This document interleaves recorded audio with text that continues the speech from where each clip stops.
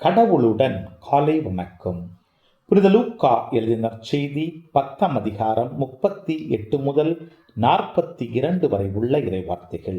அக்காலத்தில் இயேசு ஓர் ஊரை அடைந்தார். அங்கே பெண் ஒருவர் அவரை தம் வீட்டில் வரவேற்றார். அவர் பெயர் மார்த்தா.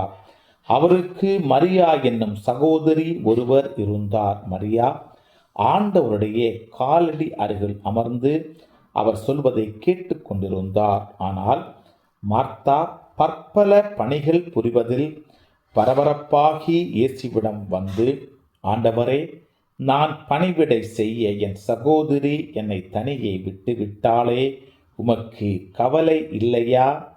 எனக்கு உதவி புரியும்படி அவளிடம் சொல்லும் என்றார். ஆண்டவர் அவரை பார்த்து, மார்த்தா மார்த்தா, நீ பலவற்றை பற்றி கவலைப்பட்டு கலங்குகிறாய். ஆனால் தேவையானது ஒன்றே.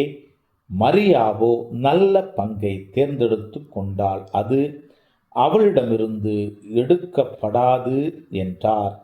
கிறிஸ்துவின் நற்செய்தி. இந்த நாள் இனிய நாளாக அமைய வாழ்த்துக்கள். பல பல பல புதுமைகள், பெருமைகள், இனிமைகள் இறங்கிய நல்ல நாள், ஒரு நல்ல நாள், நம் தேவன் தந்த நாள். இது நல்ல நாள், ஒரு நல்ல நாள், நம் தேவன் தந்த நாள்.